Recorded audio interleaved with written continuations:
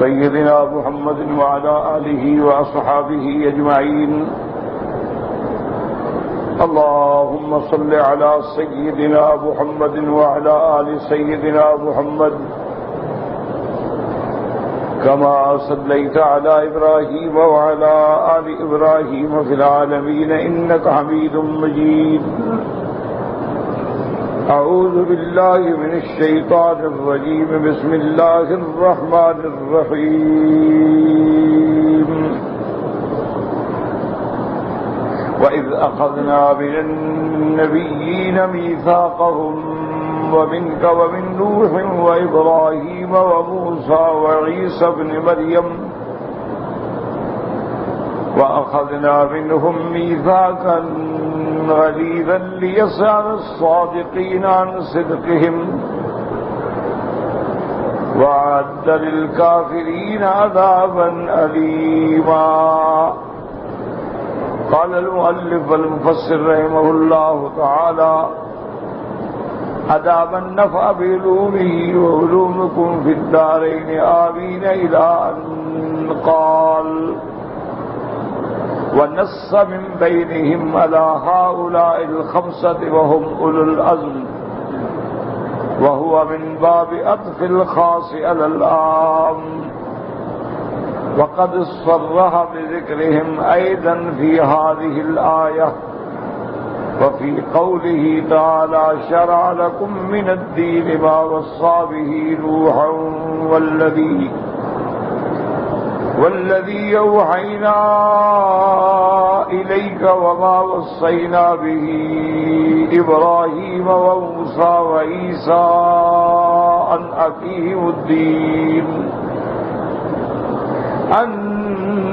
أقيموا الدين ولا تتفرقوا فيه.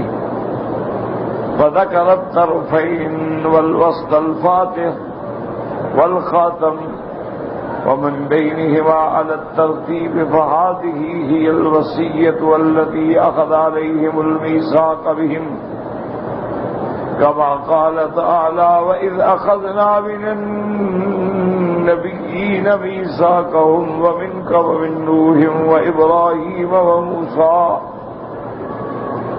وموسى وعيسى ابن مريم. فبدأ في هذه الآية بالخاتم لشرفه صلوات الله عليه، ثم رتبهم بحسب وجودهم صلوات الله عليهم. اب مفسر رحمۃ اللہ علیہ آیت کی تفسیر فرماتے ہیں کہ اللہ تبارک و تعالی نے تمام انبیاء، تمام رسولوں سے عہد لیا. میثاق مانا عہد. وَنَصَّ مِن بَيْنِهِمْ، لیکن تمام انبیاء میں سے اللہ نے صرف 5 انبیاء کا ذکر فرمایا، کیونکہ یہ اولو العزم من الرسل ہیں، اس لیے اللہ نے ان کا ذکر فرما دیا. تو جب اعلیٰ کا ذکر ہو گیا تو اس کے بعد جو ہیں وہ خود بخود ہی اس سے مفہوم ہو جاتے ہیں. اس لیے اللہ تبارک و تعالیٰ کلام مقدس میں کئی مقامات میں صرف ان انبیاء کا ذکر فرماتی ہیں جن کا ذکر اس آیت میں فرمایا. جیسے فرماتے ہیں: شرع لکم من الدین ما وصى به نوحا والذی اوحینا الیک وما وصينا به إبراهيم وموسى وعيسى أن أقيموا الدين ولا تتفرقوا فيه. اب مفسر فرماتے ہیں اس کو مصطلحات علمیہ میں کہتے ہیں عطف الخاص علی العام، یعنی ان خاص کا جو ذکر کیا گیا اس کا عطف جو ہے عام پہ ہے. وَإِذْ أَخَذْنَا مِنَ النَّبِيِّينَ مِيثَاقَهُمْ، النبیین عام ہو گیا. پھر اس کے بعد خاص کا ذکر کیا: وَمِنْكَ وَمِن نُوحٍ وَإِبْرَاهِيمَ وَمُوسَى وَعِيسَى ابْنِ مَرْيَمَ. تو اس کو مفسرین علماء قواعد میں فرماتے ہیں عطف الخاص علی العام. اور اس کی دوسری وجہ بھی علماء نے لکھی ہے، یاد رکھیں کہ قرآن میں جہاں بھی ہم نظر ڈالتے ہیں تو چند انبیاء علیہم السلام ایسے ہیں کہ جن کا ذکر اللہ نے بار بار ایک تو قصہ ہے آدم کہ اللہ تبارک و تعالیٰ نے حضرت آدم علیہ السلام کا ذکر جو ہے وہ بھی متعدد صورتوں میں فرمایا اور مختلف اسلوب سے بیان فرمایا.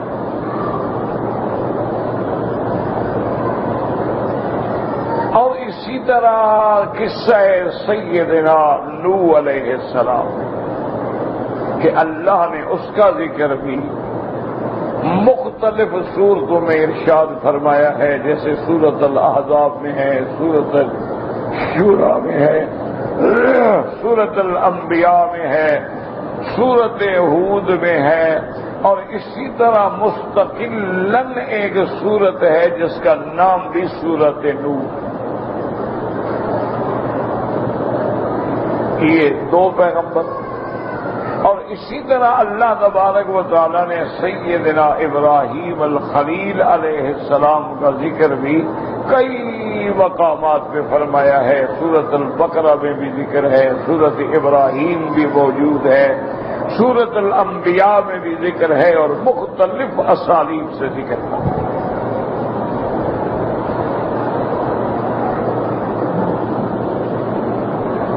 اسی طرح سیدنا موسیٰ علیہ السلام کا ذکر دیکھیں، کئی صورتوں میں اللہ نے ذکر فرمایا. کہیں اجمال ہے، کہیں تفصیل ہے، کہیں ذکر ولادت ہے، کہیں ذکر ہجرت ہے، کہیں ذکر کلام ربی ہے، کہیں مناظرہ مع الفرعون ہے، کہیں مقابلہ مع السحرہ والمنجمین ہے. یعنی اللہ نے کئی مقام پہ سیدنا موسیٰ علیہ السلام کا ذکر فرمایا. اور اسی طرح سیدنا عیسیٰ ابن مریم کہ اللہ نے حضرت عیسیٰ ابن مریم کا ذکر بھی متعدد صورتوں میں فرمایا ہے. اور عجیب انداز، صرف ولادت عیسیٰ ابن مریم نہیں بلکہ ان کی والدہ کا ذکر، پھر ان کی نانی کا ذکر، پھر ان کے منت ماننے کا ذکر،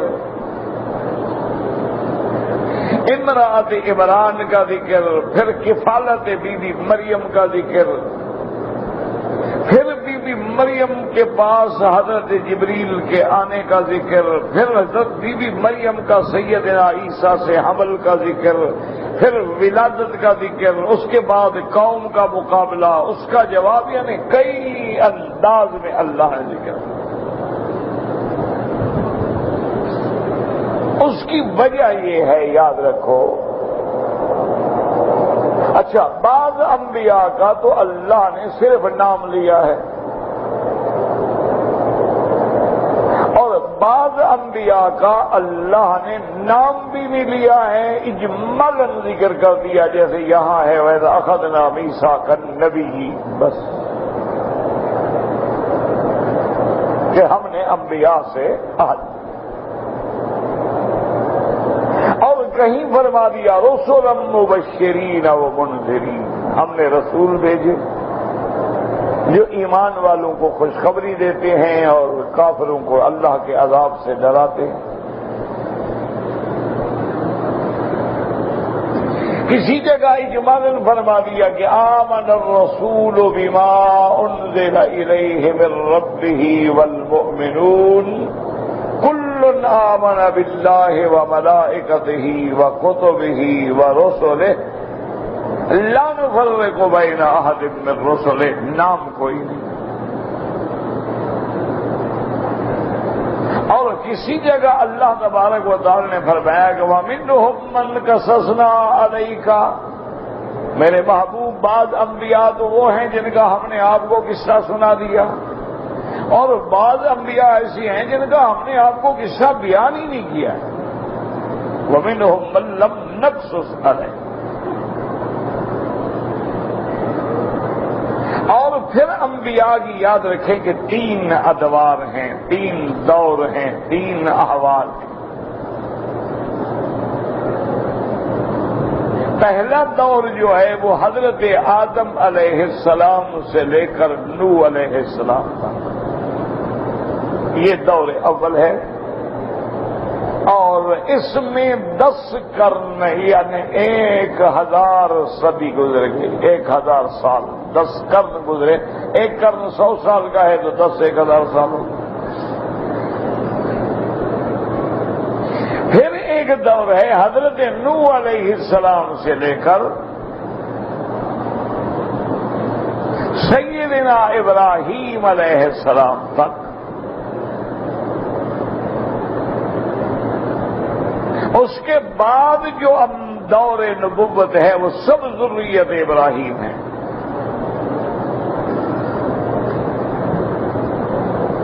سب ذریت ابراہیم، ذریت ابراہیم، اولاد ابراہیم میں سے نبی آئے۔ سیدنا ابراہیم سے لے کر الی سیدنا محمد مصطفیٰ صلی اللہ علیہ وسلم، تو یہ 3 دور ہیں انبیاء اور رسول۔ اب حضرت آدم سے لے کر حضرت نوح علیہ السلام تک 1000 سال گزر گیا ہے، لیکن صرف 2 پیغمبروں کا ذکر ملتا ہے، حضرت شیس اور حضرت ادریس۔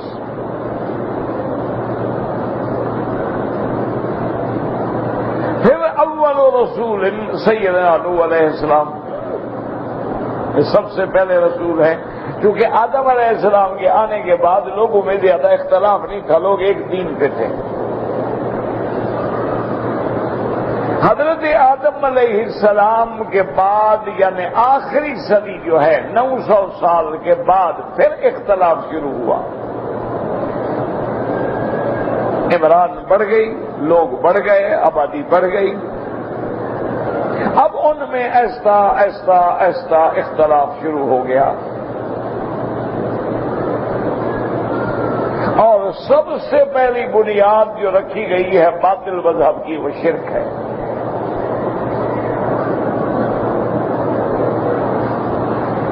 اور شرک میں بھی جو سب سے پہلا قسم ہے شرک کا وہ بتوں کی عبادت ہے،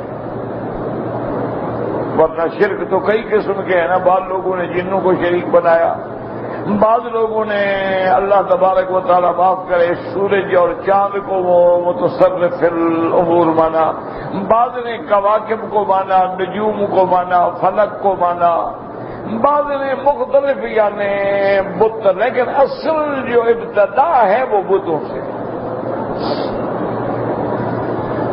یہ دماغ میں رکھ لیں، جب یہ سارا خاکہ دماغ میں ہوگا تو پھر قرآن جب پڑھو گے تو سمجھ آئے گا۔ اور وہ بت پرستی کا دور شروع کیسے ہوا، یہ ہمیشہ یاد رکھو۔ جو لوگ بت پوجتے ہیں وہ ہندو ہیں، ان کے پاس بت ہیں،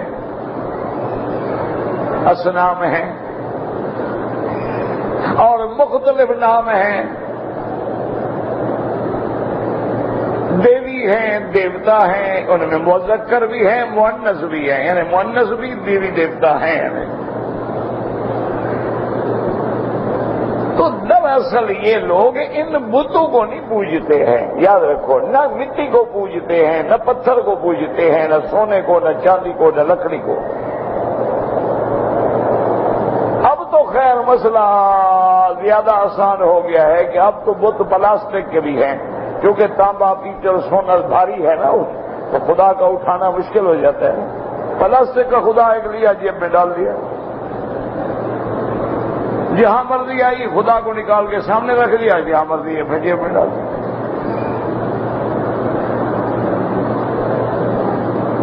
آپ اسی طرح باہر کے ملکوں میں جائیں تو آپ دیکھیں گے کہ یہ بتوں کے جو ان کے اصنام ہیں، اوثان ہیں، وہ بازار دکان بھرے ہوئے ہوتے ہیں، اور زیادہ ہو جائے نا تو ان کو رسی ڈال کے لٹکا بھی دیتے ہیں، خدا لٹک رہا ہے، پھر دیکھ کے خرید لو، چھوٹا لینا ہے، بڑا لینا ہے، درمیانہ لینا ہے، خوبصورت لینا ہے، بدصورت لینا ہے، ڈرانے والا خدا لینا ہے، خوش کرنے والا لینا ہے، کیونکہ ان کے عقیدے ہیں کہ یہ قہر کی دیوی ہے، یہ مہر کی دیوی ہے، یہ قہر کرتی ہے، یہ مہربانی کرتی ہے۔ اور پھر اس کے قدموں میں باقاعدہ انسانوں کا خون دیا جاتا ہے، انسانوں کا بلیدان ہوتا ہے۔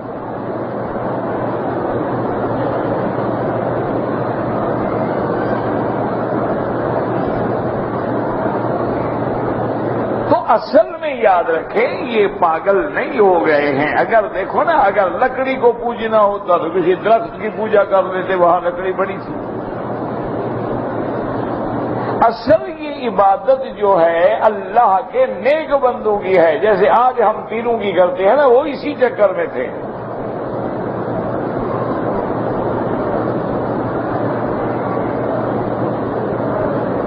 اب سوال یہ پیدا ہوتا تھا کہ یہ کیسے شروع ہوا؟ تو شیطان نے انسانی شکل میں آ کے لوگوں کو بتلایا کہ بھئی وہ بڑے نیک بندے جو تھے، اللہ کے عملی تھے، اللہ کے برگزیدہ بندے تھے، پیارے تھے، محبوب تھے، وہ تو فوت ہو گئے. انہوں نے کہا ہاں بڑا افسوس ہے. انہوں نے کہا دیکھو جو بندہ فوت ہو جاتا ہے لوگ اس کو بھول جاتے ہیں.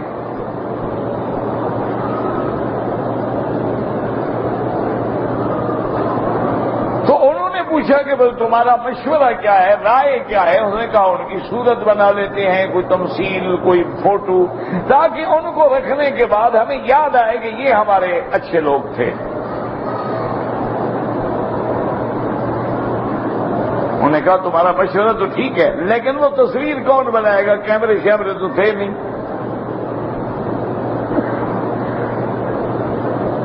تو اس نے کہا اس کا غم نہ کرو، میں تمہیں بنا کے دیتا ہوں. تو اس نے ان اولیاء اللہ کے بت بنائے، ان کی شکل بنائی، تمثیل بنائی. جب انہوں نے دیکھا تو حیران ہو گئے کہ کمال ہے، یہ تو بالکل وہی بزرگ کھڑے ہیں.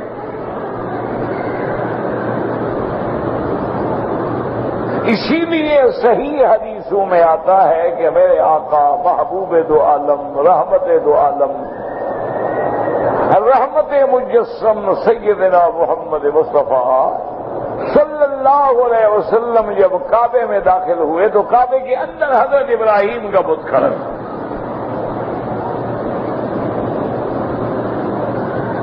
بی بی مریم علیہ السلام کی تمثیل تھی،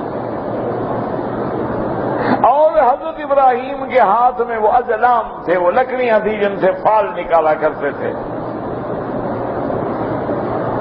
اللہ کے پیغمبر جوش میں آئے، فرمایا قاتلہم اللہ، اللہ ان مشرکوں کو تباہ کر دے، ہلاک کر دے. دیکھو ابراہیم جو بتوں کے مٹانے والا، انہوں نے اس کا بھی بت بنا دیا.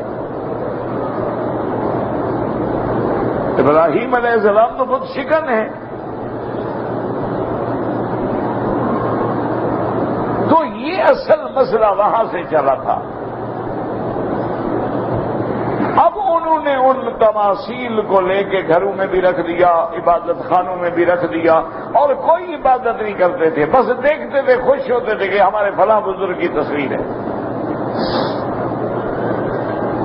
جب 1 صدی گزر گئی، 200 سال گزر گئے، وہ نسل ختم ہو گئی، نئی نسل آ گئی. ان کے دماغ میں شیطان نے ڈالا. انہوں نے کہا تمہارے ماں باپ جو ہیں نا، ان کو جو کچھ بھی ملا ان بزرگوں سے تو ملا ہے، ان کا ذرا چوما چاٹی کیا کرو.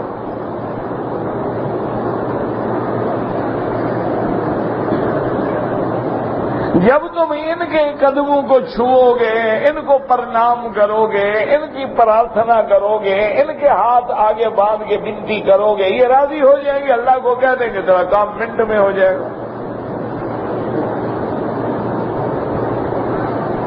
آج بھی ہم اسی شارٹ کٹ کے چکر میں ہیں نا کہ ہم نماز نہ پڑھیں، بس پیر صاحب کو جا کے مدار پہ کہیں گے اور پیر صاحب اللہ کو کہہ دیں گے، بس بات ختم.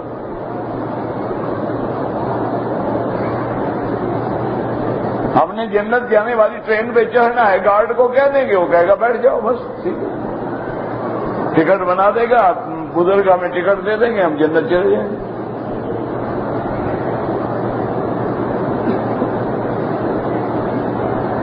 تو اس لیے ہمیشہ یاد رکھیں کہ پھر اللہ نے نوح علیہ السلام کو بھیجا. نوح علیہ السلام نے آ کے قوم کو دعوت توحید دی اور قوم کو للکارا کے ظالموں یہ کیا کر رہے ہیں.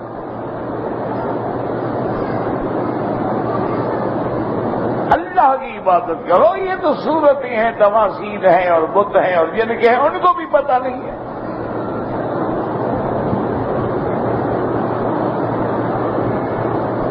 قوم کٹھی ہو گئی، انہوں نے کہا دیکھو نوح علیہ السلام آپ نے بڑا جھگڑا کر لیا ہے،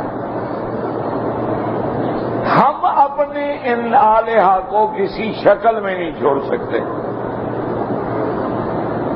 اسی کا ذکر اللہ نے قرآن میں بھی کیا ہے کہ لا تذرن آلہتکم ودن وسواعا ویغوث ویعوق ونسرا، یہ قرآن میں ہے.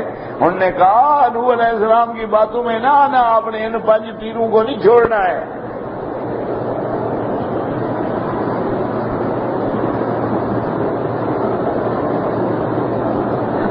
علیہ السلام نے 950 سال قوم کو دعوت دی، لیکن قوم نہیں مانی.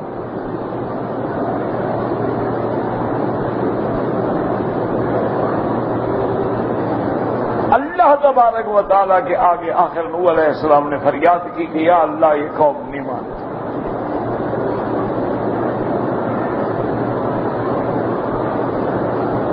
میرا اللہ یہ تو اتنی مجھ سے مقابلے پہ اور نفرت پہ آ گئے، جب میں ان کو توحید کی دعوت دیتا ہوں کان بند کر لیتے ہیں، سننے کے لیے بھی تیار نہیں ہے. ماننا تو بڑی بات ہے، سننے کے لیے بھی تیار نہیں.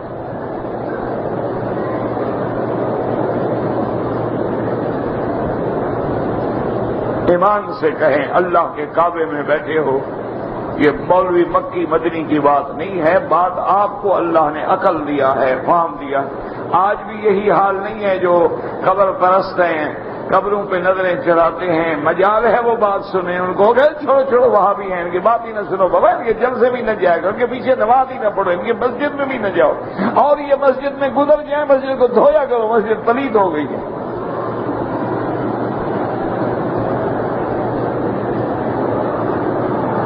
اللہ کے قرآن کو کھول کے دیکھو کہ نوح علیہ السلام کے مشرکوں کا کیا حال تھا اور آج کے مشرک کا کیا حال ہے. وَإِنِّي كُلَّمَا دَعَوْتُهُمْ لِتَغْفِرَ لَهُمْ جَعَلُوا أَصَابِعَهُمْ فِي آذَانِهِمْ وَاسْتَغْشَوْا ثِيَابَهُمْ وَأَصَرُّوا وَاسْتَكْبَرُوا اسْتِكْبَارًا. اللہ کے پیغمبر کہتے ہیں مولا آپ جانتے ہیں جب میں ان کو تیری توحید کی دعوت دیتا ہوں جعلوا اصابعهم اپنی انگلیاں کانوں میں ڈال دیتے ہیں کہ میری آواز نہ آئے. واستغشوا ثيابهم اور اپنے اوپر کپڑا ڈال دیتے ہیں میری شکل بھی دیکھنے کے لیے روادار نہیں. وَأَصَرُّوا اور اسی میں جمے ہوئے ہیں. وَاسْتَكْبَرُوا اسْتِكْبَارًا اور وہ اپنے استکبار اور تکبر میں اتنے بڑے ہو گئے ہیں کہ اللہ کے نبی سے بات کرنے کو بھی تیار نہیں، بولنے کو بھی تیار نہیں، شکل دیکھنے کو بھی تیار نہیں. ثُمَّ إِنِّي دَعَوْتُهُمْ جِهَارًا ثم انی اعلنت لهم واسررت لهم اسرارا. میرا اللہ میں نے ان کو کھل کے بھی دعوت دی، میرا اللہ میں نے ان کو گھروں میں جا کے چپ کے بھی دعوت دی، میں نے خاموشی سے بھی سمجھایا، برملا بھی سمجھایا اور ان کو یہ بھی بتا دیا فَقُلْتُ اسْتَغْفِرُوا رَبَّكُمْ إِنَّهُ كَانَ غَفَّارًا يُرْسِلِ السَّمَاءَ عَلَيْكُمْ مِدْرَارًا. میں نے ان کو بتا دیا کہ صرف تم توبہ کر لو، اللہ کے دروازے پہ آ جاؤ، اللہ سے معافی مانگ لو، تیرا رب بڑا بخشنے والا ہے، وہ تم پہ ظاہری نعمتیں باطنی نعمتوں کی بارش کر دیں گے، صرف رب کو راضی تو کر لو. لیکن میرا اللہ میری قوم میری بات سننے کے لیے تیار نہیں ہے. اللہ بلکہ نوح علیہ السلام سے قوم آ کے منہ پہ کھڑے ہو کے کہتے قالوا یا نوح قد جادلتنا فأكثرت جدالنا فأتنا بما تعدنا. آگے کہتے نوح علیہ السلام بس کرو، تم نے بڑا جھگڑا کر لیا ہم سے، ہے جہاں خدا کا عذاب لے آؤ ہمارے اوپر عذاب. ہاں ایک حد یہ بھی ہو جاتی ہے مشرک کی کہ وہ اہل توحید کو کہتا ہے کہ تمہارے خدا کے پاس طاقت ہے تو کہو خدا کو عذاب نازل کرے. حضرت نوح علیہ السلام نے کہا ظالموں عذاب دینا میرے ہاتھ میں نہیں، میرے ذمے تو بات پہنچانی ہے، باقی تیرا رب جانے۔ حضرت نوح علیہ السلام کو نعوذ باللہ مارتے، آپ کے گلے میں کپڑا ڈال کے کھینچتے، نوح علیہ السلام بے ہوش ہو کے گر جاتے ہیں۔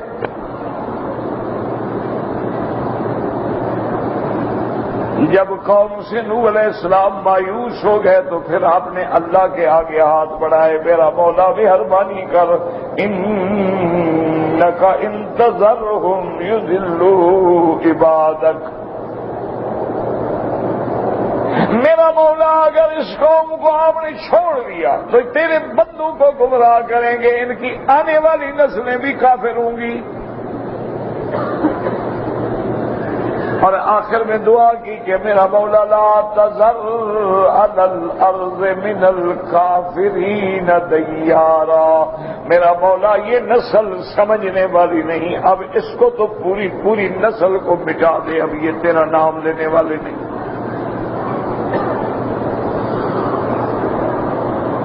اللہ اکبر۔ جب انبیاء مایوس ہو جاتے ہیں یاد رکھو پھر اللہ کے عذاب آتے ہیں۔ آج بھی دیکھ لیں ہر طرف سے عذاب کے کوڑے برس رہے ہیں، کہیں سمندروں میں طوفان ہے، کہیں ہواؤں میں طوفان ہے، کہیں بارشوں میں طوفان ہے۔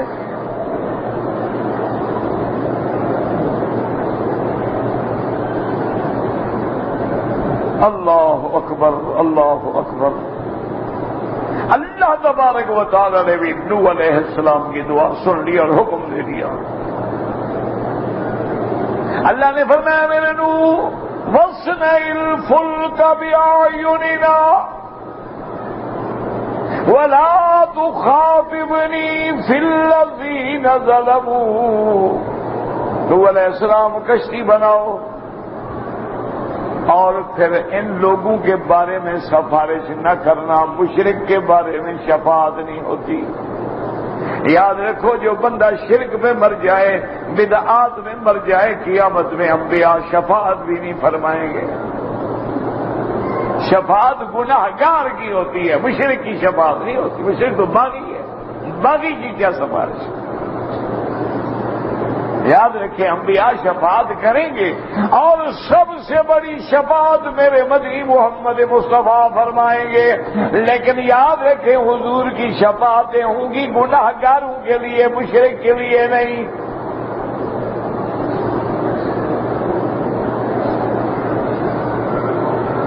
اللہ فرماتی ہیں وہ قیامت کا دن تو ایسا سخت ہوگا کہ اس دن کسی کو بولنے کی بھی طاقت نہیں ہوگی۔ یوم یقوم الروح والملائکۃ صفا لا یتکلمون الا من اذن له الرحمن وقال صوابا۔ اللہ فرماتے ہیں جس دن جبریل بھی سب میں کھڑے ہوں گے، ملائکہ بھی سب میں کھڑے ہوں گے، وہ تو بول بھی نہیں سکتے، صرف وہ بولے گا جس کو تیرا اللہ اجازت دے گا، اور بات بھی وہ کرے گا جو حق ہوگی، ثواب ہوگی، غلط سفارش بھی نہیں کر سکے گا۔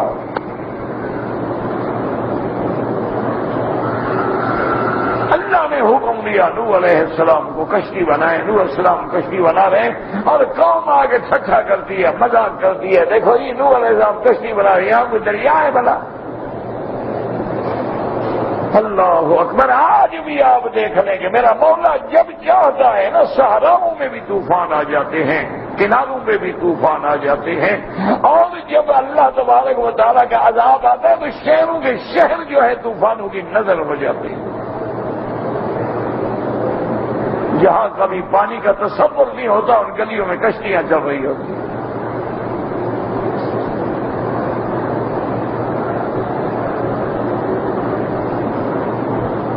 حضرت نوح علیہ السلام نے جب کشتی تیار کر لی تو اللہ نے حکم فرمایا میرے پیغمبر ہر جنس کا جوڑا لے کے کشتی میں بٹھا لو، اپنے اوپر ماننے والے کلمے پڑھنے والوں کو بھی بٹھا لو، اور اس کے بعد پھر باقی جو بچیں گے ان کا انجام دیکھو کیا ہوتا ہے۔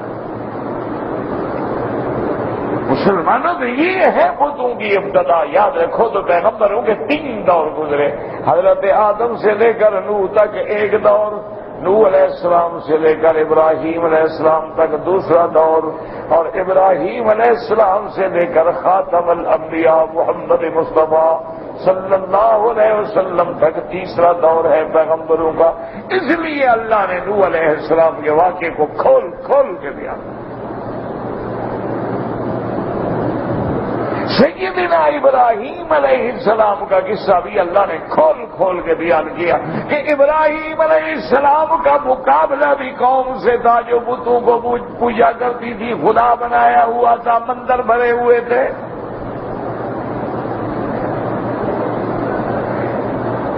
ابراہیم علیہ السلام کا 2 قوموں سے مقابلہ ہوا ہے، ایک بت پرستوں سے اور ایک کواکب پرستوں سے جو ستاروں کی عبادت کرتے ہیں.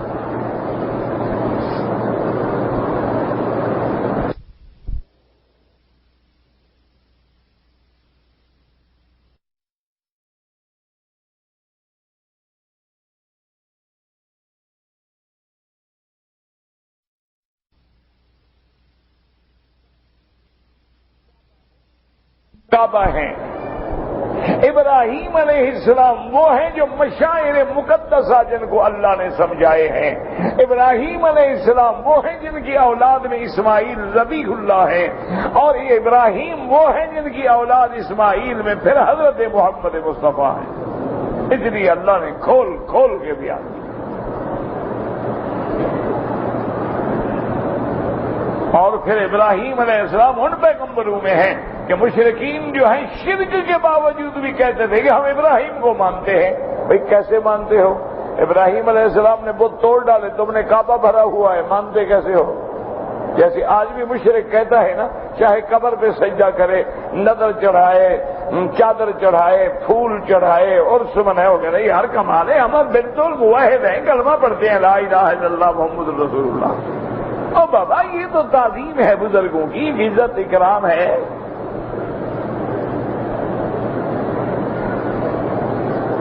یہ جو ہم سجدے کرتے ہیں یہ تو تعظیم والا سجدہ ہے، عبادت والا سجدہ تھوڑا ہے. اور چادریں چڑھاتے ہیں، پھول چڑھاتے ہیں، یہ اللہ کے برگزیدہ پیغمبر ہیں، ہم ان کے روضے بناتے ہیں، عرس کرتے ہیں، قوالیاں کرتے ہیں، مجرے کرتے ہیں، وہاں آ کے نعتیں پڑھتے ہیں. یہ تو ایک تکریم ہے، اکرام ہے، اعظام ہے کہ یہ اللہ والے جب راضی ہو جائیں گے تو بس اللہ میاں کو کہہ دیں گے ہمارے کام بن جائے گا. اصل تو ہم خدا کو مانتے ہیں.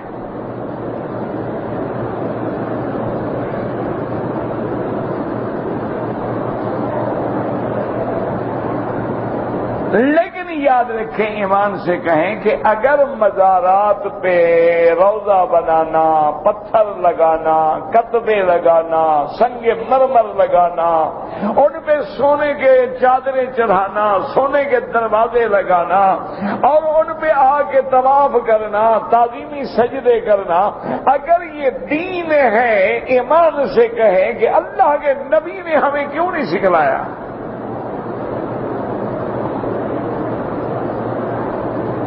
اللہ کے نبی نے یہ تو سکھلا دیا کہ وضو کرو تو انگلیوں میں ہاتھ ڈالا کرو کہیں جگہ خشک نہ رہ جائے. اللہ کے نبی نے یہ سکھلا دیا کہ اگر غسل کر رہے ہو تو ناف میں بھی انگلی ڈال لیا کرو کہیں اندر والی جگہ خشک نہ رہ جائے، اور کان میں بھی اچھی طرح ڈالو کہیں کوئی جگہ خشک نہ رہ جائے. مسح کرو تو اگلے سر سے کرو اور پھر اپنے ہاتھوں کو واپس لے آؤ. وہ پیغمبر جو مسح سکھلا دے، جو انگلیوں کا خلال سکھلا دے، جو داڑھی میں خلال کرنا سکھلا دے، اتنا بڑا دین نہیں سکھلایا، نہ عرس سکھلایا، نہ 11ویں سکھلائی، نہ قرآن شریف سکھلائے.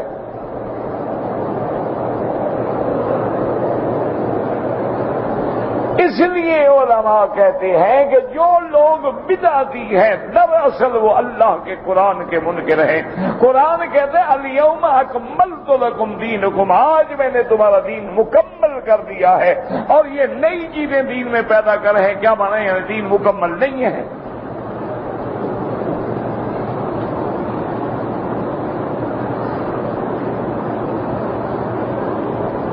اسی لیے میرے معزز حاضر سامعین غور کر لیں، اللہ کے اولیاء نے لکھا ہے، عبد القادر جیلانی نے لکھا ہے، شیخ الاسلام ابن تیمیہ نے لکھا ہے، شیخ الاسلام ابن القیم نے لکھا، بڑے بڑے علماء نے لکھا ہے کہ زانی توبہ کر لیتا ہے، شرابی توبہ کر لیتا ہے، ڈاکو توبہ کر لیتا ہے، قاتل توبہ کر لیتا ہے، لیکن بدعتی توبہ نہیں کرتا۔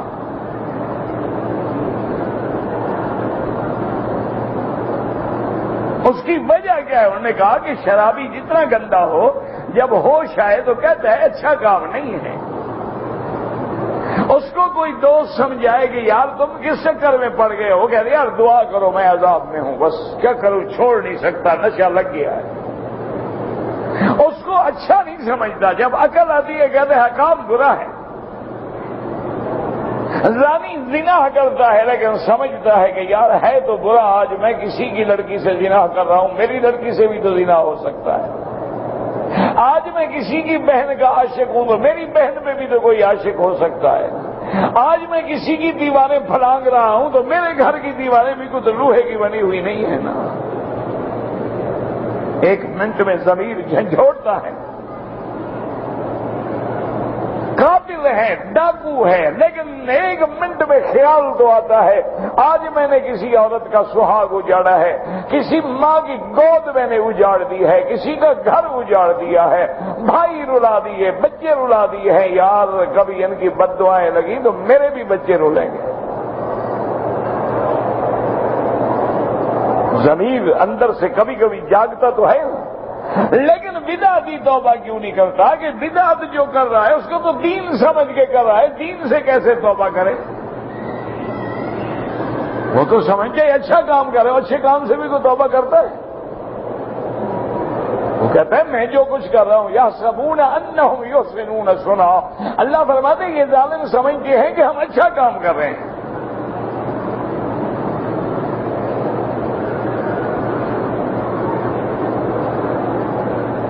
اس لیے ڈر ہوتا ہے اللہ ہر مسلمان کو بدعت سے بچائے کہ بدعتی کو توبہ نصیب نہیں ہوتی، چونکہ وہ سمجھتا ہے یہ عبادت ہے، یہ دین ہے، یہ تو اچھا کام ہے، اچھے کام کو کیوں چھوڑے بھائی؟ کوئی آدمی توبہ کرے گا میں طواف نہیں کروں گا، کوئی آدمی توبہ کرے گا میں نماز نہیں پڑھوں گا، نماز اچھا کام، طواف اچھا کام، کیوں توبہ کرے؟ توبہ تو برے کام سے ہوتی ہے۔ تو اس لیے اللہ تبارک و تعالیٰ نے قرآن پاک میں سیدنا ابراہیم کے قصے کو بار بار بیان کیا کہ یہودی کو پوچھو کہتے ہیں علی ملت ابراہیم، نصرانی کو پوچھو کہتے ہیں علی ملت ابراہیم، مکے کے ابو جہل اینڈ کمپنی سے پوچھو وہ بھی کہتے ہیں علی ملت ابراہیم۔ اللہ نے فرمایا بدبختو ما کان ابراہیم یہودیا ولا نصرانیا ولکن کان حنیفا مسلما وما کان من المشرکین۔ اللہ نے فرمایا ظالم و ابراہیم نہ یہودیت کے طریقے پہ تھا، نہ نصرانیت جو تم نے بنایا ہے، اور نہ وہ مشرک تھا، بلکہ وہ تو سارے جہان سے رخ موڑ کے ایک خدا کے ماننے والا تھا، وہ تو توحید کا پرستار تھا، وہ ابو الانبیاء تھا، وہ تو اللہ کی توحید کے لیے آگ میں کودنے والا تھا، وہ تو اللہ کی توحید کے لیے اپنے باپ اور قبیلے کو چھوڑنے والا تھا کہ اپنے باپ سے کہتا سلام علیک ساستغفر لک ربی انہ کان بی حفیا۔ ابا آج کے بعد میری آپ سے سلام، کبھی تیرے پاس نہیں آؤں گا، تیری بستی میں نہیں رہوں گا جہاں شرک ہوتا ہو، جہاں بتوں کی پوجا ہوتی ہو، میں اللہ کا پیغمبر ہو کہ اس گلی میں کیسے زندگی گزاروں۔ اس لیے علماء نے فرمایا سمجھ لو کہ جس محلے میں شرک ہے، جس مسجد میں شرک ہے، جس عبادت خانے میں شرک ہے، جہاں بدعات کا دورہ ہے، ہٹ جاؤ، نکل جاؤ۔ کیوں؟ یہی پیغمبر کا طریقہ، وَأَعْتَزِلُكُمْ، میں تمہیں چھوڑتا ہوں، وَمَا يَعْبُدُونَ مِن دون اللہ، اور جو اللہ کے سوا تم نے یہ ٹھاکر بنا رکھے ہیں، اللہ کے سوا تم نے یہ دیوی دیوتا بنا رکھے ہیں، میں ان کو بھی چھوڑتا ہوں، تمہیں بھی چھوڑتا ہوں، تمہارے دین کو بھی، تمہارے مذہب کو بھی، تمہارے طریقے کو بھی چھوڑتا ہوں۔ اور یاد رکھو مسلمانوں، لاکھ سجدے کرو، جب تک شرک اور مشرکین کو چھوڑو گے نہیں ایمان نہیں ہوگا۔ کہنا پڑے گا لکم دینکم ولی دین۔ اس لیے اللہ کے پیغمبر نے بھی کہہ دیا اور ابراہیم نے بھی کہ انی بریء مما تشرکون۔ اللہ، اسی لیے قرآن کہتا ہے کہ پیغمبر کہتے ہیں قل فغیر اللہ تأمرونی اعبد ایھا الجاہلون۔ اللہ فرماتے ہیں میرا پیغمبر آپ ان کو کہیں کہ جاہل ہو، کیا تم چاہتے ہو کہ اللہ کو چھوڑ کے میں غیر اللہ کی عبادت کروں، اللہ کی منت چھوڑ کے غیر کی منت مانوں، اللہ کا سجدہ چھوڑ کے غیر کا سجدہ کروں، اللہ سے مانگنے کے بجائے غیر سے مانگوں، اللہ کی ندا کے بجائے غیر کو ندا کروں، کیا کر رہے ہو؟ وَلَقَدْ أُوحِيَ إِلَيْكَ وَإِلَى الَّذِينَ مِن قَبْلِكَ۔ اللہ نے فرمایا میرا محبوب ہم نے آپ کو بھی وحی کی ہے، آپ سے پہلے بھی وحی کی ہے، اور یہ وعدے کر دیا ہے کہ لَإِنْ أَشْرَكْتَ لَيَحْبِطَنَّ عَمَلُكَ۔ اللہ نے فرمایا میرا محبوب ہم نے آپ سے بھی کہہ دیا، نبیوں سے بھی کہہ دیا کہ اگر میرا نبی بھی شرک کرے تو میں عمل برباد کر دوں گا۔ چھ جائے کہ غیر نبی شرک کرے اللہ معاف کر دے۔ اس لیے ابراہیم کا ذکر آیا، اس لیے حضرت موسیٰ کا ذکر آیا کہ موسیٰ علیہ السلام کے ماننے والے حضور کے زمانے میں موجود ہیں۔ اس لیے عیسیٰ علیہ السلام کا ذکر آیا کہ عیسیٰ علیہ السلام کے ماننے والے حضور کے زمانے میں موجود ہیں، اور جب ان کو حضور سناتے کہ بی بی مریم کی اماں نے کیسے منت مانی تھی، جب حضور فرماتے کہ بی بی مریم جب پیدا ہوئی تو پھر ان کی اماں نے کیا کہا تھا، اور جب بی بی مریم چھوٹی بڑی ہوئی تو کفالت کا جھگڑا کیسے چلا تھا، جب یہ سارے واقعات سناتے تو نصارہ کو سوچنا تو پڑتا تھا نا کہ محمد مدنی تو کسی مدرسے میں نہیں گئے اور ہمارے نبی کی خبر دے رہے ہیں، معلوم ہوا اللہ نے خبر دی ہے، سچا نبی ہے۔ اس لیے ان پیغمبروں کا ذکر آیا ہے، اور بعض پیغمبروں کا ذکر جو ہے وہ اجمالاً ہے اور ان کا ذکر جو ہے وہ تفصیلاً ہے۔ ان میں ان کی تشریف بھی ہے، تکریم بھی ہے، توقیر بھی ہے، تعظیم بھی ہے، اور یہ علاقے اور حالات کے مطابق ضرورت بھی ہے۔ اور جن پیغمبروں کی ضرورت نہیں تھی اللہ نے نام لے کے بس قصہ ذکر فرما دیا، اور سارے پیغمبروں میں سے 25 پیغمبروں کا نام آیا ہے، حالانکہ پیغمبر تو اللہ کے ہاں لاکھوں ہیں اور رسول 313 ہیں، اولو العزم من الرسل 5 ہیں، اور تمام انبیاء کے سردار محمد مصطفیٰ ہیں علیہ الصلاۃ والسلام۔ اللہ آپ کو بھی اور مجھے بھی صحیح دین پہ رہنے کی توفیق دے۔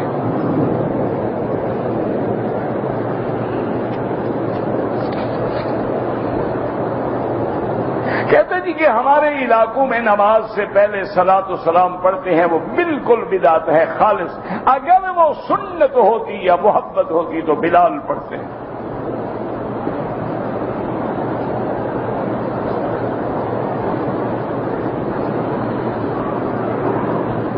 کہتے جی کہ آدمی کے مرنے کے بعد قبر پہ اذان دیتے ہیں، وہ بھی بدعت ہے۔ زندگی میں نماز نہیں پڑھی، اب مردے کو اذان سنا رہے ہیں۔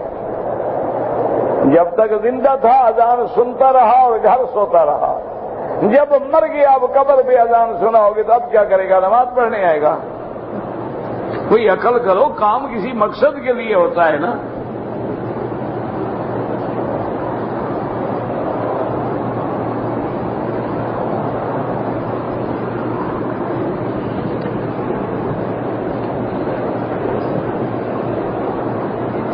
بہرحال اگر کسی نے اپنی بیوی سے شرط لگائی کہ فلاں مکان میں نہ جانا ورنہ طلاق ہوگی، طلاق ہو جاتی ہے، اور احناف کے نزدیک وہ طلاق رجی ہوگی، رجوع کر لیں اور آئندہ ایسی شرطیں ورتیں نہ لگایا کریں، اور بعض فقہا کہتے ہیں قسم ہے کفارہ ادا کر دیں۔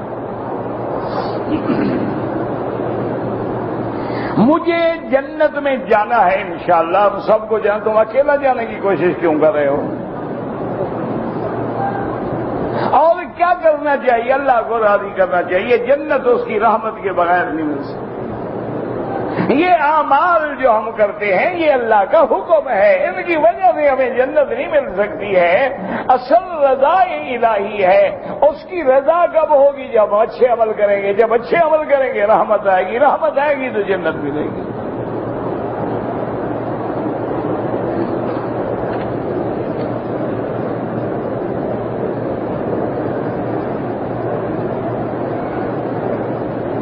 کہتے ہیں کہ ہم ایک جگہ مسجد بنا رہے ہیں اور شروع بھی کر دی ہے، لیکن محلے کے لوگ اس جگہ پر مسجد بنانے پر متفق نہیں۔ میرا بھائی یہ تو تمہیں پہلے فکر کرنا چاہیے تھا نا۔ بہرحال اگر تم نے اس جگہ پر مسجد کی نیت کر دی ہے تو اب ایک چھوٹی سی دیوار دے کے چھوٹی مسجد بنا دو، اصل مسجد دوسری جگہ بنا دو۔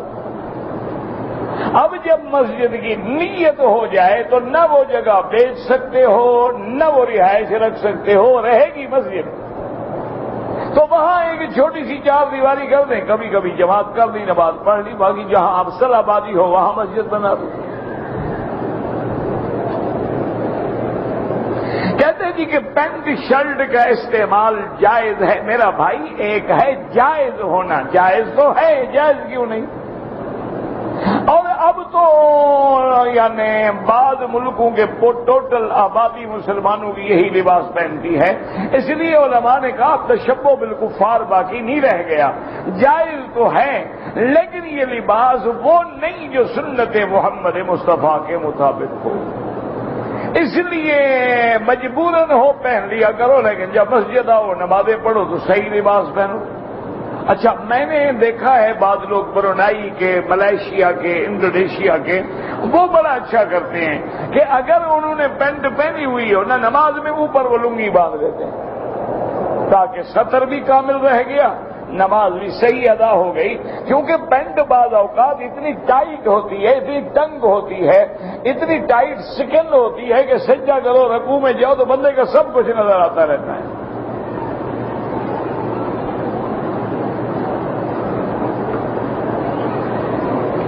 اب اتنا بڑا آپ مجھے بتائیں میں کتنی دیر میں پڑھوں اور جواب دوں اور سارے میرے منہ کو دیکھتے رہیں، کھڑے رہیں؟ میں مجھے خیالات آتے ہیں، اچھی بات ہے، بری بات نہیں ہے۔ شیطان ڈاکہ تب ڈالتا ہے جب تیرے اندر ایمان کی دولت ہے، اگر ایمان کی دولت نہ ہو شیطان کبھی چھیڑے ہی نہیں۔ اس لیے آپ دیکھیں شیطان کبھی یہودیوں کو، نصرانیوں کو، کافروں کو نہیں چھیڑتا، وہ تو اس کو پتا ہے کہ میری برادری یہی ہے تو جہنم کا کام ہو گیا میرا، وہ تو وہاں زور لگاتے ہیں نا جن سے اس کو خیال ہے کہ یہ مسلمان ہے، یہ جنت میں جائیں گے، ان کو خراب کرو۔ کوئی حرج نہیں، آنے دو خیالات، تم اپنا کام کرتے رہو۔ 1,00,000 کا ثواب پورے مکے شہر میں ہے، جہاں تک حد حرم ہے وہاں تک 1,00,000 کا ثواب ہے۔ اگر کسی زندہ آدمی نے وصیت کی ہے کہ میرا عمرہ کرنا تو پھر تو کر سکتے ہو، ورنہ عمرہ اپنے لیے کرو، ان کے لیے دعا کر دو۔ اگر کسی آدمی نے مصنوعی دانت لگائے ہوئے ہیں، جب وہ مر جائے تو دانت نکال لیں، کیوں نکال لو جی، رہنے دو، خیر میں کچھ نہیں ہوتا ہے۔ تمہیں کس نے کہا ہے کہ مردے کے دانت توڑو؟ بالکل رہنے دیں، کچھ بھی نہیں ہوتا ہے۔ اللہ راضی ہے تو وہ نمبر 2 دانت بھی کام آ جائیں گے، ورنہ وہ خود بخود مٹی ہو جائیں گے، تمہیں فکر کرنے کی کیا ضرورت ہے؟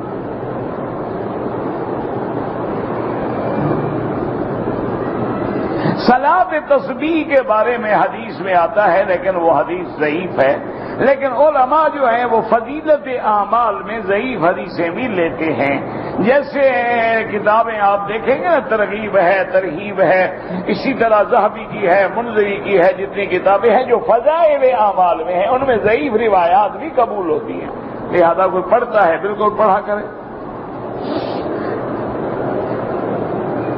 کہتے جی کہ اگر ہم لوگ مثلا انڈیا میں رہتے ہیں، ہمارے ہمسائے ہندو ہیں، ان کو زمزم یا کھجور دے سکتے ہیں؟ بالکل دے سکتے ہیں۔ ابو جہل کھجور نہیں کھاتا تھا، مدینے کی زمزم نہیں پیتا تھا مکے کا۔ کافر بھی پی سکتا ہے۔ تم اس نیت سے دو کہ اللہ اس کی برکت سے ان کے دل میں ایمان ڈال دے۔ غیر مسلم نے ہمیں کہا تھا کہ ہمارے لیے دعا کرو، بالکل دعا کریں کہ اللہ اس کو ہدایت دے، ایمان نصیب کرے، اسلام نصیب کرے، کیوں نہ دعا کرو؟ اگر عمرے پہ آیا ہوا بندہ کسی مقصد کے لیے جدہ چلا گیا تو جدے سے واپس آتے ہوئے احرام باندھنا ضروری نہیں ہے، کوئی جدہ میقات نہیں ہے، میقات آپ کا یلملم ہے۔ اس لیے اگر عمرہ کرنا چاہیں آپ کی مرضی ہے، آپ جدے سے احرام باندھ کے عمرہ کر سکتے ہیں، لیکن نہ کریں تو کوئی جرمانہ نہیں ہوگا۔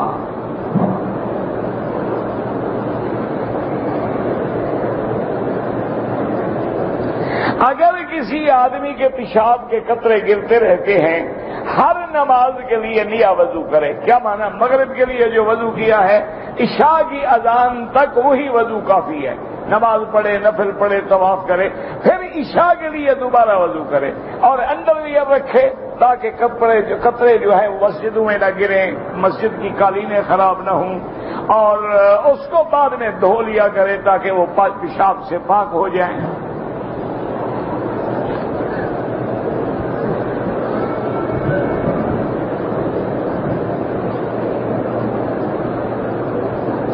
کہتے ہیں جی کہ میرے ایک دوست ہیں، عقیدے میں بھی پکے ہیں، دین میں بھی پکے ہیں، لیکن وہ کہتے ہیں کہ مجھے معلوم ہو جاتا ہے کہ قبر والے پہ عذاب ہے یا نہیں ہے۔ یہ کوئی بڑی بات نہیں ہے، یہ اللہ چاہے کھول دیتے ہیں، اللہ چاہے نہ کھولے، یہ کوئی بڑی بزرگی بھی نہیں ہے، کوئی پیری فقیری بھی نہیں ہے۔ حضور کی صحیح حدیث ہے کہ قبر میں جو عذاب ہوتا ہے یسمعہ ہر مخلوق سنتی ہے الا الثقلین، انسان اور جن نہیں سنتے۔ باقی جتنے، حتیٰ کہ آپ دیکھیں نا دیہاتوں میں بھی آپ جائیں، گھوڑی ہے، کوئی جانور ہے، اس کو پیٹ میں درد ہو پکڑ کے قبرستان لے جاتے ہیں، وہ وہاں جب عذاب دیکھتا ہے تو اپنے پیٹ کا درد بھول جاتا ہے۔ تو یہ تو ایک گھوڑا بھی دیکھ سکتا ہے، جانور بھی دیکھ سکتا ہے، اگر ایک بندہ دیکھ لے تو کون سی بڑی بہادری ہے؟ یہ کوئی مسئلہ نہیں ہے، کوئی ایسی بڑی بات نہیں، اللہ چاہے کھول دے، اللہ چاہے نہ کھولے۔ لیکن اگر اللہ کسی کو یہ علم عطا بھی فرما دیں تو کبھی اللہ کے رازوں میں دخل نہ دو، بس اللہ نے پردہ ڈال دیا ہے، پردہ رہنے دو۔ ورنہ اللہ نے اپنے نبی پہ بھی تو کھول دیا تھا نا کہ انہما لیعذبان وما یعذبان فی کبیر، اللہ کے نبی نے فرمایا ان دو قبر والوں پہ عذاب ہو رہا ہے، اور یہ بھی اللہ نے بتلا دیا کہ عذاب کیوں ہو رہا ہے۔ آپ نے فرمایا ایک آدمی پیشاب کے قطروں کا خیال نہیں کرتا تھا، اور ایک آدمی جو ہے غیبت کرتا تھا، ادھر چغلی ادھر چغلی ادھر چغلی، اس کی سنو ادھر سناؤ، اس کی سنو ادھر سناؤ، اس وجہ سے پکڑے ہوئے۔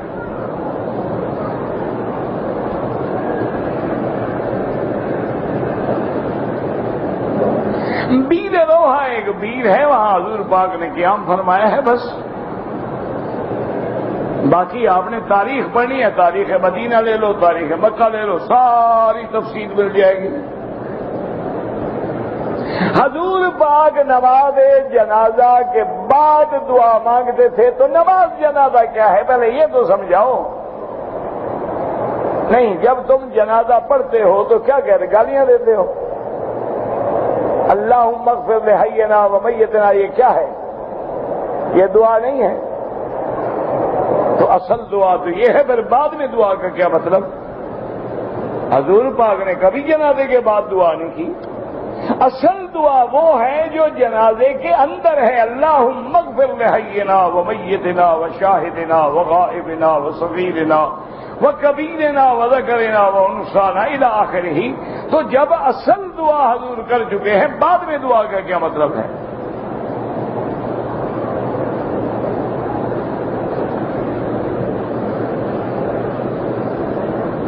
کہتے ہیں جی کہ انگوٹھے چومنے کا طریقہ حضرت ابو بکر نے ایجاد کیا تھا۔ بالکل جھوٹ بول رہے ہو، 1001% جھوٹ بول رہے ہو۔ ایک حدیث مجھے دکھا دو کہ ابو بکر صدیق نے انگوٹھے چومے تھے یا طریقہ رائج کیا تھا۔ ایسے لوگوں نے گھڑ رکھا ہے کہ فلاں کتاب کے حاشیے پہ لکھا ہوا ہے۔ نہ حدیث ہے نہ یہ طریقہ ابو بکر صدیق ہے. اگر ابو بکر صدیق کرتے تو پھر میرے مدنی کے سارے عاشق کرتے, سارے پروانے کرتے, صرف ابو بکر کیوں کرتے؟ اتنا بڑا جھوٹ اللہ کے نبی پر اور حضور کے صحابہ پر. ایک حدیث دکھا دو, ایک آثار دکھا دو, ایک روایت صحیحہ دکھا دو, میں کل سے چومنا شروع کر دوں. جھگڑے کی تو بات ہے, جھگڑا تو جاہل کرتے ہیں نا. جب دلیل مل جائے جھگڑے کا کیا مطلب؟ آپ مجھے ایک صحیح اثر دکھا دیں کہ سیدنا ابو بکر نے انگوٹھا چوما, سیدنا ابو بکر نے اپنے دور خلافت میں حکم دیا کہ انگوٹھے چوما کرو, سیدنا ابو بکر کو انگوٹھا چومتے ہوئے حضرت بلال نے دیکھا, فلاں صحابی نے دیکھا, فلاں صحابی نے دیکھا. ایک اثر مجھے دکھلا دو, میں تمہارے ساتھ ہوں. اور نہ دکھلا سکو تو اس بدعت سے توبہ کرو. اللہ کے قرآن کا حکم ہے کہ جب میرے نبی کا نام آئے درود پڑھو. میرے نبی کا حکم ہے کہ جب میرا نام آئے درود پڑھو. یہ تم نے نئی بات نکالی, ابو بکر نے حضور کے خلاف ایک طریقہ نکالا تھا.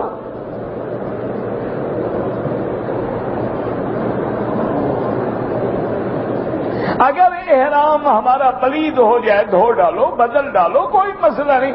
یہ سمجھتے ہیں چادر کھل گئی تو عمرہ بھاگ گیا. وہ اللہ کے بندے, چادر گر گئی, کھل گئی, گندی ہو گئی, پھٹ گئی, پلید ہو گئی, بدل دو.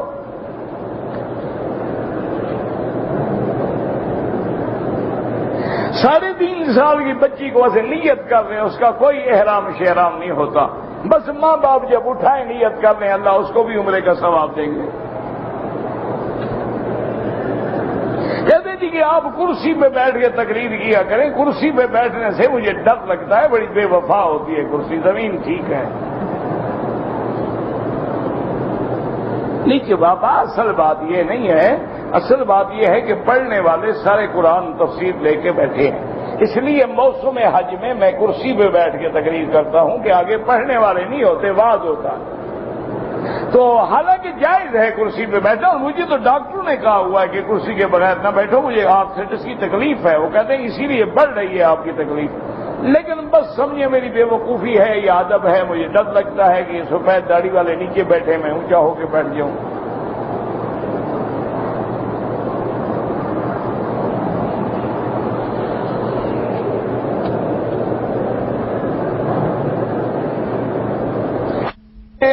پاکستان میں ایک رسم ہے کہ شادی کے دوران دولہے کے ہاتھ میں چاقو پکڑاتے ہیں اور لال رنگ کا کپڑا قتل کرنے جا رہا ہے, شادی کرنے جا رہا ہے. عجیب بات ہے. نہیں, کلاشن کو پکڑوایا کرو تاکہ بیوی بھی ڈرے. آج کل چاقو سے کون ڈرتا ہے؟ خدا کے بندے, یہ ہندوؤں کی رسم ہے کہ لوہا پکڑا ہوگا تو جن بھوت نہیں آئیں گے.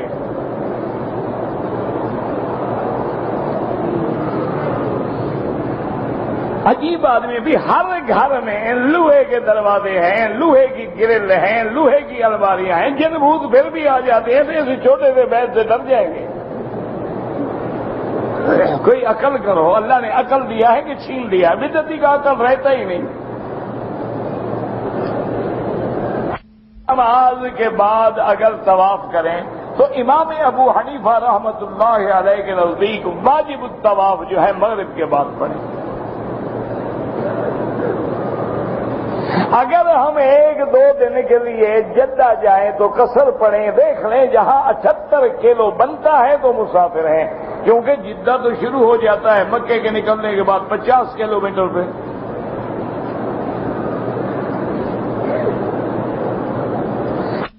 پاک ہو گیا, بدل ڈالو. بچی نے ماں کے احرام پہ دودھ پھینک دیا. پہلے تو ماں کا کوئی احرام نہیں ہوتا, پتہ نہیں تم نے کہاں سے نکالا ہے عورتوں کا احرام.